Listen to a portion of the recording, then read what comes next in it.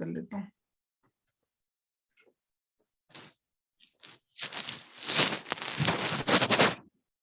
अब देखिए मैडम, ये हमारे पास प्रूफ है।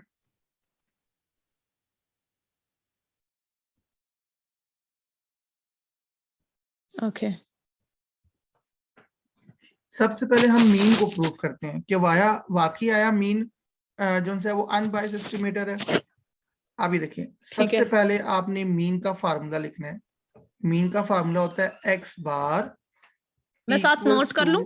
हाँ साथ नोट कर लें बेशक, समेशन एक्स, और यहाँ एक्स की जो रेंज है, आई रेंज 1 से लेके n तक, x I divided by sir आप अच्छा नीचे एन अभी लिखना है, n। ठीक है। अच्छा सर आपने लिखा एक्स की रेंज, ये समझ नहीं आई, ये दोबारा समझा दें, ये जो 1 1 लिखा। देखिए आप अपनी एग्जांपल में रेंज देखें ना, x1 की रेंज कहाँ से कहाँ तक है, जहां से लिखा हुआ है let x1 x2 and so on to xn। इसका मतलब x की वैल्यू 1 से लेके n तक है, इसको हमने मर्ज करके लिखा हुआ है ये।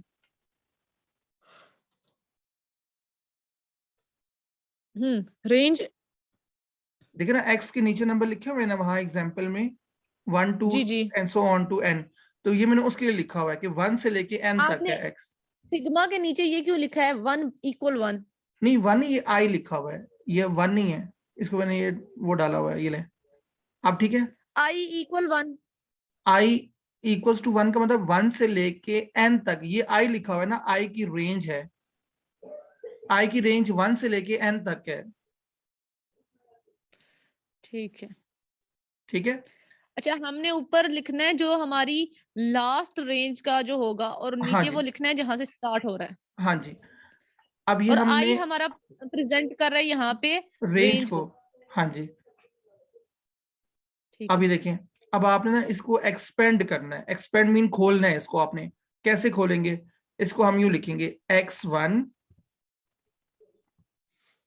समीशन की वजह से बीच में प्लस आएगा, समीशन का मतलब होता है प्लस करना, फिर आएगा आपके पास x2, फिर आपके पास आएगा x3, फिर आपने यहाँ प्लस लिखकर आगे यूं डॉट डाल देने हैं, यानी कि सो on two plus xn। Sir x1 + x2 ये कैसे आया? हमने इसके जो सिग्मा था, मतलब हाँ हमने जी, x की सारी वैल्यूज को सिग्मा किया, ठीक है, x1 अच्छा, x2, वो और ठीक है, और प्लस हम इस वजह डिवाइड से करेंगे बीच, नेचुरल अब नंबर देखिए से। प्लस इस वजह से बीच में आया है क्योंकि ये जो वर्ड है ना समीशन, समीशन का मतलब होता है sum. Yes, sum of the value. हाँ जी, तो इसलिए ये हमारे पास कंट्राडिक्ट फॉर्म थी, इसको फिर हमने एक्सपेंडेड फॉर्म में लिखना है, एक्सपेंड कर दें, ओपन करके लिख लेना है।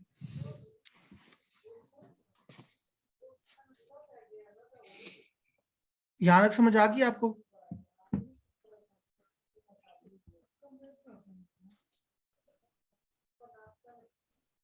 मैडम यहां तक समझ आ गई आपको?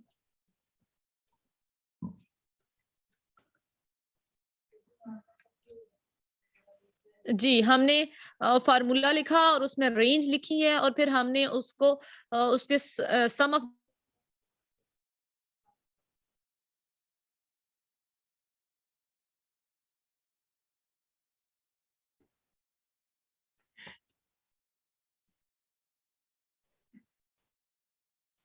ओके, हमने सम ऑफ द नंबर्स लिखे, sorry sum of the values लिखी, और फिर हमने अब नेचुरल नंबर्स का नीचे n लिखा। नेचुरल नंबर में उसको हमने नेचुरल नहीं एक्सपेंड ना, करके सॉरी, लिख दिया, एक्सपेंड किया हमने। हाँ हमने एक्सपेंड करके इसको लिख दिया, और नीचे n जो लिखा हुआ सर इसको। एन उसी तरह से लिखा हुआ है, एन को तुमने छेड़ा ही नहीं है। हाँ जी, वही मैं पूछ रही हूँ। अच्छा, अब अगला स्टेप आपका ये, आपने लिखना है टेकिंग, ठीक टेकिंग है। Expectation, taking expectation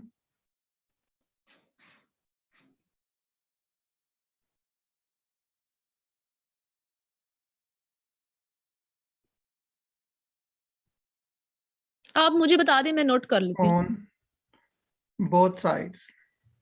On both sides, okay.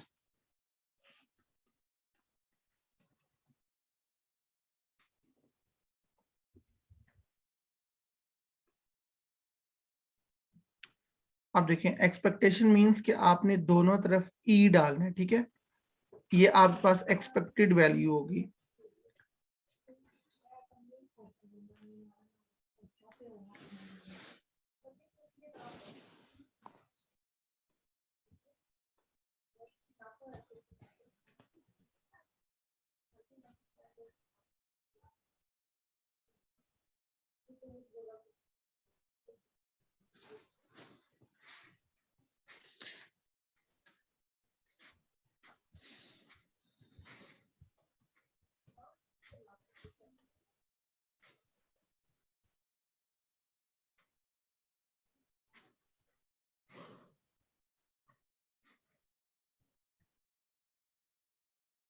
अब मैडम पिछले स्टेप में देख लें और इस स्टेप में देख लें क्या फर्क आया है। सिर्फ ई डाला है और हमने कुछ भी नहीं किया। जी, बाकी सारा सेम है। अच्छा, हम बोथ साइड की एक्सपेक्टेड वैल्यू कर रहे हैं, हाँ जी। एक्सपेक्टेड। अच्छा मैडम, इसमें ये चीज आपने याद रखनी है, ये जो हम ले रहे होते हैं ना एक्सपेक्टेड वैल्यू, ये वाली, ये हम हमेशा वेरिएबल की जी लेते हैं, जो चीज चेंज होती है। ये जो आपके पास सैंपल साइज है ना, इसकी वैल्यू फिक्स होती है, इसकी वैल्यू चेंज नहीं होती। अगर आपने 10 बच्चे लिए, फॉर एग्जाम्पल देखें ना, आपने यहाँ पर n वैल्यूज लिए हैं, तो ये n वैल्यूज ही रहेंगी, ये चेंज नहीं हो सकती, ठीक है। ठीक है। अगर यहाँ पे लिखा होता 1 2 1, हमारे पास क्वेश्चन में अगर ऐसा होता 1 2 3 4, तो हमारे पास जस्ट 4 वैल्यूज होती और हम यहाँ पे n की जगह 4 ही लिखते। हाँ जी, तो वो चेंज नहीं हो सकता। तो जो चीज चेंज नहीं होती उसकी एक्सपेक्टेड वैल्यू जो हम सी नहीं लेते, हम हमेशा एक्सपेक्टेड वैल्यू लेते हैं वेरिएबल की। तो अगली स्टेप में मैंने ये करना है कि ई की वैल्यू को हर वेरिएबल के साथ लगा देना है। यानी कि आप देखें, अगले स्टेप में मैंने ये करना है, ये आ जाएगा expected value of x1 plus expected value of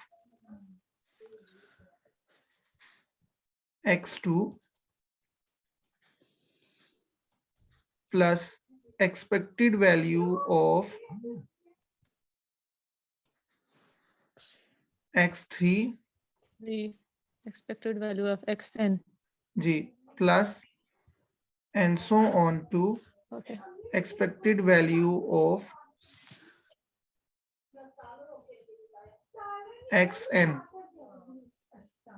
और नीचे आपके पास n as it is रहेगा।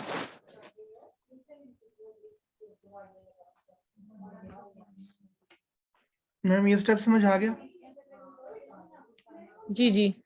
अच्छा, अब इस चीज को देखें, एक्सपेक्टेड वैल्यू ऑफ x1 का मतलब होता है x1 का मीन। क्या मैंने बोला? x1 का मीन।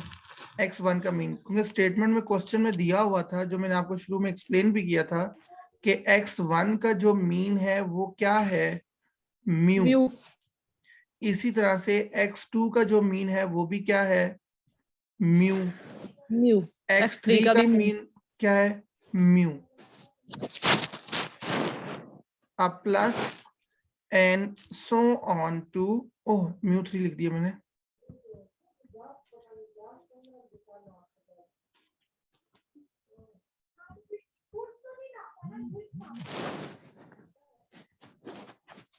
अच्छा, हमारी फर्स्ट प्लस स्टेप हमारा जी, तो हाँ फाइनल हो गया ना। हमने फर्स्ट स्टेप में उसने कहा था लेट्स सपोज कि x1 जो है वो रैंडम सैंपल पॉपुलेशन का लिया गया है जिसका मीन म्यू है।